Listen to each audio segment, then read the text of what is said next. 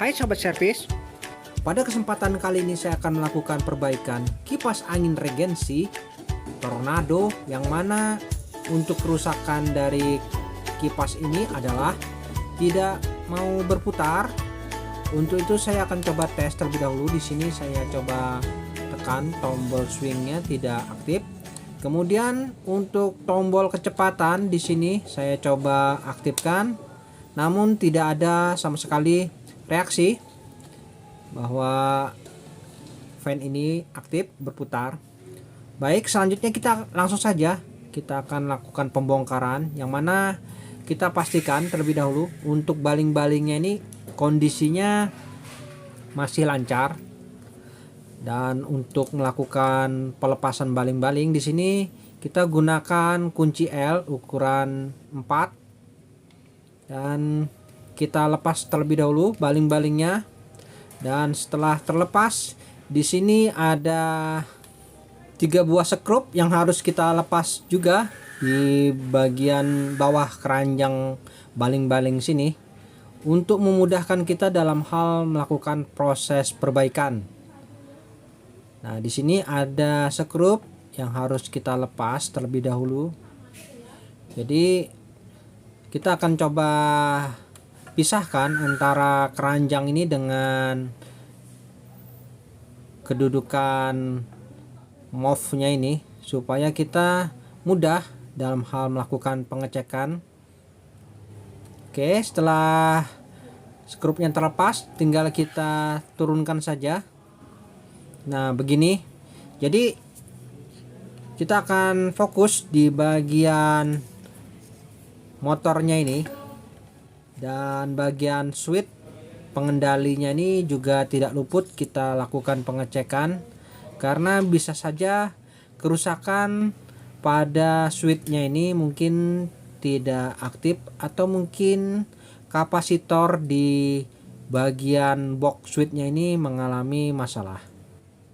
Jadi kita harus pastikan apakah memang kondisi switchnya ini normal atau tidak ya. Baik, di sini ada beberapa skrup yang harus kita lepas, yang mana di dalam box ini terdapat kapasitor, dan kita harus lakukan pengecekan terlebih dahulu di bagian kapasitornya. Oke, di sini kita bisa lihat ya. Yang pasti untuk kapasitor ini sangat penting perannya. Kita bisa lihat dari bentuk fisik, yang mana apabila mengalami kerusakan biasa kapasitor ini gelembung ya, atau pecah. Oke, sebelumnya kita harus cek juga pada bagian kapasitor ini ada kabel yang menuju ke dinamo. Kita harus ukur nilai hambatannya ini apakah masih normal atau short atau mungkin putus ya. Di sini saya coba lakukan terlebih dahulu pengecekan hambatan, yang mana kita gunakan multitester. Kita gunakan skala 1 kilo, apakah tidak putus ya. Oke, mari kita coba cek terlebih dahulu. Jadi yang pertama kita cek dulu ya kapasitornya ini apakah normal, dan apakah kumparan pada motor dinamonya ini tidak putus. Caranya cukup mudah, kita tinggal ukur menggunakan multitester. Oke, sepertinya tidak putus, dan coba kita ukur nilai hambatannya menggunakan skala ohm. Ya, di sini menunjukkan ada nilai hambatan, pertanda untuk dinamonya tidak ada masalah kumparannya ya. Jadi kemungkinan permasalahannya di sekitaran dinamonya ini, mungkin ada fuse biasanya yang putus, dan kita harus lakukan pergantian. Dan untuk melakukan pergantian fuse pada dinamo ini, kita harus lakukan pembongkaran, yang mana untuk melakukan pembongkaran dinamo fan ini caranya cukup mudah. Kita tinggal melepas baut yang ada di sisi-sisi dinamo ini. Kita coba lepas terlebih dahulu. Nah, begini, dan setelah terlepas kita bisa keluarkan. Nah, ya, setelah keluar terpisah dari keranjang, tinggal mesin dinamonya saja. Kita akan lakukan pengecekan. Nah, begini. Ini adalah bentuk dinamonya, dan yang mana untuk melakukan pengecekan dinamo pada kipas angin ini, kita harus pastikan untuk pembongkarannya kita harus berikan tanda terlebih dahulu. Di sini kita berikan tanda. Tujuannya supaya pada saat nanti kita melakukan perakitan ulang, kita tidak salah ya. Oke, setelah kita berikan tanda, di sini kita tinggal melakukan pelepasan pada bagian cupnya ini. Dan untuk mur dan bautnya ini kita coba kendorkan terlebih dahulu supaya tidak sulit kita dalam melakukan pelepasan, yang mana kita gunakan alat bantu berupa tang dan obeng untuk melepasnya. Oke, di sini setelah terlepas kita tinggal pastikan apakah asnya ini terasa lancar ya. Di sini saya rasakan untuk asnya terasa lancar, berarti tidak ada masalah di bagian as dan busing. Untuk diagram kelistrikan pada dinamo ini sudah nampak di sini ya, kumparan running dan start serta kumparan kecepatannya sudah tertera pada diagramnya. Lalu kita akan coba lakukan pembongkaran pada statornya ini. Nah, caranya kita lakukan secara perlahan-lahan dan hati-hati, karena untuk kumparan pada motor ini sedikit rentan ya. Apabila kita salah dalam hal melakukan pembongkaran, maka kumparan ini akan putus.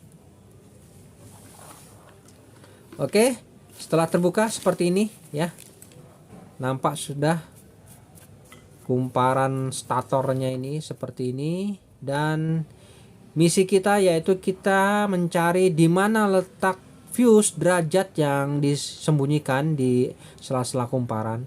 Nah, di sini kita bisa lihat biasa diselipkan di bagian kumparan, yaitu berupa kotak hitam kecil ya, seperti ini. Ini adalah fuse derajat, yang mana apabila terjadi panas yang berlebih maka fuse ini akan putus ya. Jadi kita harus lakukan pergantian fuse ini.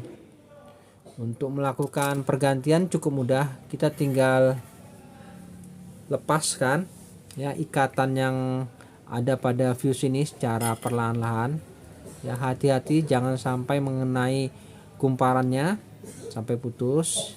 Nah, seperti ini. Setelah terpisah, kita tinggal lakukan pergantian. Nah, untuk melakukan pergantian tinggal kita potong saja fuse yang kita curigai putus ini. Nah, seperti ini bentuk fuse-nya ya, kotak hitam kecil. Dan kita harus pastikan apakah memang benar fuse ini putus. Kita gunakan lagi multitester untuk memastikan apakah benar fuse ini putus. Jadi kita harus pastikan lagi ya. Oke, di sini saya coba lakukan pengukuran apakah fuse ini masih normal. Di sini saya lakukan pengukuran, ternyata memang fuse-nya putus, tidak ada memiliki nilai hambatan. Jadi kita anggap ini rusak dan saatnya kita lakukan pergantian dengan fuse yang baru. Baik, di sini saya memiliki fuse yang baru, stoknya lumayan banyak saya miliki, dan kita akan coba lakukan pergantian fuse ini ya. Nah, seperti ini fuse-nya. Di sini saya tinggal ambil saja satu untuk melakukan pergantian fuse-nya. Oke, ini fuse-nya, dan cara pergantiannya sangat mudah ya teman-teman. Jadi kita tinggal sambungkan saja fuse yang baru.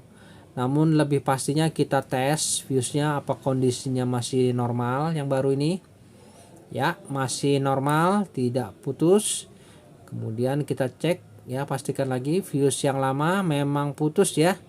Jadi positif sudah, masalahnya di fuse derajatnya ini. Dan kita tinggal lakukan pergantian saja fuse-nya.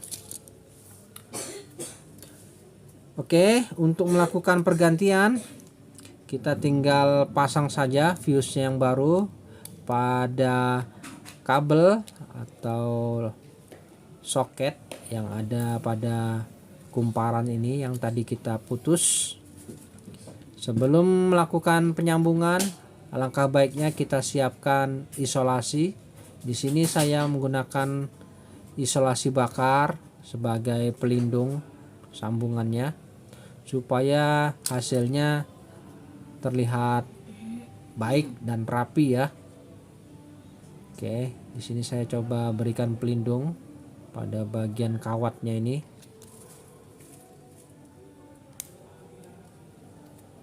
Dan untuk proses pergantian fuse ini, di sini tidak perlu susah-susah, kita tinggal lilitkan saja ya kawatnya ini pada kawat yang lama yang telah kita putus tadi, dan tidak masalah apabila terbalik karena ini adalah sebagai pengaman safety.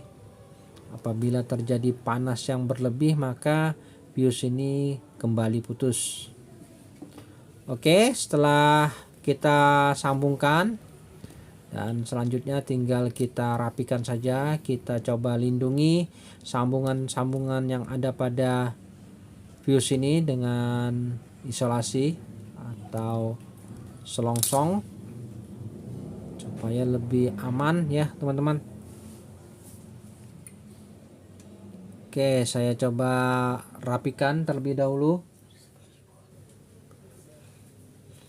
Nah, seperti ini ya proses pergantian fuse derajat pada dinamo kipas angin ya. Oke, setelah ini kita bisa rapikan kembali dan posisinya seperti ini. Jadi fuse-nya berdekatan dengan kumparan ya. Oke, setelah itu step selanjutnya kita harus fokus lagi pada bagian as rotornya ini. Kita harus berikan pelumas. Di sini saya menggunakan pelumas Singer Oil, yang mana pelumas ini biasa dipergunakan pada mesin jahit. Ya, ini kita harus berikan pelumas pada bagian as serta bushingnya ini agar mendapatkan hasil yang maksimal. Nah, seperti ini ya. Jadi kita lakukan pelumasan secara hati-hati dan menyeluruh pada bagian asnya ini. Untuk melakukan pelepasan as pada statornya ini, kita bisa lakukan dengan cara hati-hati. Kita berikan pelumas sedikit pada asnya ini dan sambil kita putar-putar dan tarik perlahan, jangan sampai mengenai kumparan untuk rotornya ini ya. Dan selanjutnya kita bisa berikan pelumas di sini di bagian asnya ini supaya nanti untuk mendapatkan pergerakan pada rotornya ini sangat halus. Nah, seperti ini. Jadi setelah kita berikan pelumas, kita coba pasang kembali pada posisi semula. Lakukan cara ini secara hati-hati ya teman-teman. Oke, selanjutnya kita tinggal tutup kembali ya Namun sebelumnya untuk bagian bushingnya juga jangan lupa kita berikan pelumas. Oke, setelah itu kita tinggal menutup kembali, dan di sini sudah kita berikan tanda mana tadi, jadi kita tidak mungkin salah dalam hal proses pengembalian, dan itu gunanya kita berikan tanda tadi supaya kita tidak lupa dalam mengembalikannya. Kemudian pastikan untuk penyetelan pada dinamo ini kita coba paskan posisinya, dan sambil kita ketuk-ketuk secara perlahan agar mendapatkan hasil yang maksimal. Kita sambil putar dan ketuk-ketuk untuk bodinya ini, dan sambil kita putar untuk asnya ini apakah sudah lancar bergeraknya ya. Kalau belum lancar kita bisa ketuk-ketuk lagi sambil kita putar-putar, dan dirasa cukup, tinggal kita lakukan penguncian. Nah, di sini kita pasang lagi ya, baut serta murnya ini kita pasang lagi. Jadi caranya cukup mudah ya teman-teman. Kita tinggal lakukan step demi step ya. Yang penting yang pertama adalah kita cek untuk bagian kapasitornya apakah normal, kemudian apakah kumparannya tidak ada yang putus. Lalu kita coba cek ya. Di sini di bagian dinamo kita rasakan untuk perputaran asnya sudah terasa lancar ya, berarti sudah cukup, dan saatnya kita lakukan pengetesan. Baik, kita akan coba lakukan pengetesan. Namun di sini untuk box pada pengendalinya kita rapikan terlebih dahulu, karena di sini tidak ada masalah ya. Untuk kapasitornya normal, switch-switchnya saya rasa normal, dan masalah tadi sudah pasti terletak pada fuse derajatnya ini karena putus. Baik, saya coba rapikan terlebih dahulu untuk box pengendalinya, dan saatnya kita akan coba lakukan pengetesan. Nah, di sini dalam hal melakukan proses pengetesan, saya akan coba berikan sedikit isolasi pada asnya ini supaya nanti terlihat pergerakan pada asnya ini, nampak jelas ya, nanti kita lihat. Oke, selanjutnya kita akan coba lakukan langsung pengetesannya. Bagaimana hasilnya? Moga-moga saja kipas angin ini kembali bisa kita fungsikan. Oke, saya coba berikan sumber dan coba kita tekan tombol kecepatan. Yes, dinamo berputar ya. Di sini nampak jelas bahwa isolasinya terlihat bergerak, menandakan bahwa motor fan ini sudah berputar. Kita coba tes lagi untuk kecepatan yang lain. Nah, di sini ada 3 fungsi kecepatan. Kita harus pastikan semua. Ya. Oke ya. Kita tekan lagi normal semua ya. Jadi sudah mantap ini proses perbaikannya. Selanjutnya kita matikan saja dulu ya. Jadi kita tinggal melakukan proses perakitan ke bagian keranjangnya ini. Caranya pun ya cukup mudah, tinggal kita kembalikan saja ke posisi semula. Sini tinggal kita masukkan, lalu kita bisa lakukan pembautan pada posisi keranjangnya ini. Nah, seperti ini. Pastikan posisinya stabil ya dan rapat. Lalu jangan lupa kita pasang juga baling-balingnya ini. Nah, kita kembalikan ke posisi semula. Untuk proses pemasangannya cukup mudah ya. Oke. Jadi Untuk proses perbaikan kipas angin tornado ini sebenarnya cukup mudah ya teman-teman, apabila kita sudah tahu step demi stepnya. Oke, nah sangat lancar ya untuk perputaran baling-balingnya, tidak ada hambatan. Selanjutnya saya akan coba rakit saja ke bodinya ini. Ya teman-teman, seperti ini ya, sudah saya rakit kembali ke posisi semula. Dan untuk kedudukannya juga sudah. Selanjutnya saya coba tes lagi bagaimana hasilnya. Di sini saya berikan sumber dan saya coba tekan tombol kecepatannya. Yes, sudah normal kembali ya. Di sini saya bisa rasakan hembusan udaranya, mantap. Baik teman-teman, sampai di sini dulu perjumpaan video saya, dan kita akan ketemu lagi pada video-video saya selanjutnya. Sampai jumpa.